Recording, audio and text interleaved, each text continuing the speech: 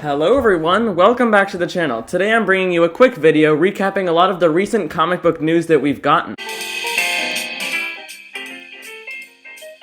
Over these last couple of weeks, we've had a lot of different announcements on Marvel.com, and we've had a lot of new series announced. This is breaking news. This just came out about an hour or two ago. At the time of this recording, we have the announcement of a Hulk and Thor crossover. This is going to be called Hulk vs. Thor Banner of War. I'll show all the info, all the covers, and everything you need to know on screen, but this is going to be written by Donny Cates, who is writing Hulk and Thor, both of their ongoing series at the same time right now. So he's, of course, taking this chance to do this huge crossover event, pitting the Hulk and Thor against each other once again for the first time in a few years. It's been a while since they've fought, and it's going to be 5 parts. The first part will be in April 27th this is releasing, and it's just called Hulk vs. Thor Banner War issue number 1. But the other 4 parts of this event are going to be told in the Hulk and Thor ongoing series. So releasing May 2022, we have Thor issue number 25, which is part 2, Hulk number 7, which is part 3, and then in June 2022, we have Thor issue 26, which is part 4, and Hulk number 8, which is part 5, the huge conclusion to Banner of War. This looks really exciting. It's going to have art by Martin Coccolo, who's drawing all 5 parts. He did a couple issues of X-Force that I read recently, and the art was like pretty mediocre in that, pretty decent, but not super good. But he says in the article here that he's giving his 100% to this, and I believe him. The artwork that we have previewed so far looks amazing. That was the first huge announcement, the main point of this video. I wanted to make a video about that specifically, except there's also a lot of other exciting Marvel Comics announcements that we've had over these last few weeks. A few days ago, we had a brand new Punisher series announced by Marvel.com. This one almost excited me as much as the Hulk vs. Thor announcement, because this has been previewed for a little while. We knew that Jason Aaron is going to be writing Punisher for a little while, except now we've finally gotten it actually solicited. Coming in March 2022, we have Punisher issue number 1. I'll show this awesome cover by Jesus Saiz on screen here, and Jesus is also going to be doing the interior artwork. He has a really cool, almost like painted, sort of realistic style that I really like. There's also going to be artwork by Paul Azaceta on this one, so they're going to be taking turns somehow. And this is going to be monthly for 13 issues, running for just over a year. Each issue is going to be oversized, and it is written by Jason Aaron. It's just going to be telling the story of Punisher, adding new things to his mythos, and it's supposed to be like the most important Punisher series yet. That's what they're marketing it as. That's what Jason Aaron is kind of known for, is redefining these characters. Maybe he'll do that thing where he hops from the like past, present, and future like he did in his Thor run of Punisher. I don't know. This is a pretty interesting character that I haven't read too much of his series, but I'm definitely going to be picking this one up, at least trying it out for the first issue. I think this looks really awesome. That's Punisher issue number 1 coming in March 2022. We'll see how that series turns out. Moving on to the next announcement. This one came out 1 or 2 weeks ago at this point, actually. Some of these are actually pretty old, and some of them are newer. Some of them came out a couple days ago, or just now, like the Hulk vs. Thor one. This is Carnage issue number 1. They're doing a brand new Carnage ongoing series. It's going to be written by Ram V with art by Francesco Manna. I'm definitely trying this one out because I am a Carnage fan. I'm a fan of all the symbiote stuff. I've of course been getting the Venom ongoing series, which Ram V is also writing. Honestly, I haven't really been enjoying Venom that much, so that makes me really dubious about this title. I think he could still pull through and make it really interesting. The main reason I'm not enjoying Venom is just because it's focusing around Dylan Brock. This is celebrating the 30th anniversary of Carnage. That's why they're putting out this new ongoing series,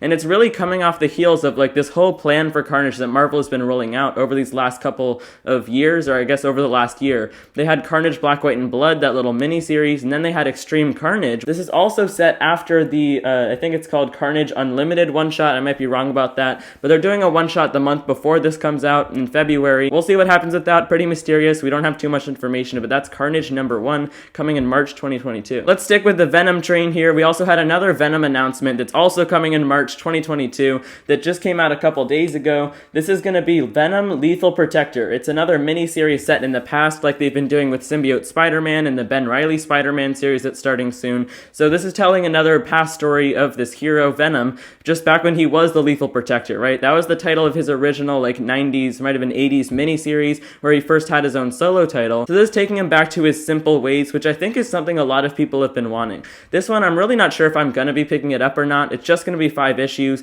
They might do a sequel if it sells well, like the Symbiote Spider-Man miniseries have been. If you just want to take a step back to his original days, this is gonna be the perfect miniseries for you. Let's move on to one of the biggest announcements for a brand new ongoing series that is also starting next year. This is coming off of the heels of the Death of Doctor Strange event. We had the announcement for who the next Sorcerer Supreme is going to be since Stephen Strange was murdered in the Death of Doctor Strange event, which is still wrapping up. We've got a few issues left in that, and it's going to be called Strange. No Doctor this time, just Strange. I guess that just encapsulates like what this whole magic is all about. It's a strange world, although it has nothing to do with the actual name of the new Sorceress Supreme. She's going to be Clea. So it's like this ex-girlfriend, I guess maybe ex-wife of Doctor Strange, who I know nothing about. This makes me not really want to get the series. I think it'll still be worth trying out in case it is a good jumping on point, in case you don't really need to know who Clea is to understand it. I just think they could have done better electing some sort of other character that more people are familiar with, like Magic. She's a magic user, you know, the X-Men. She could have been a good Sorcerer Supreme. Instead, they're going with Clea, though. I guess it's the obvious choice to go with since she's like the runner-up. She was Strange's wife and everything.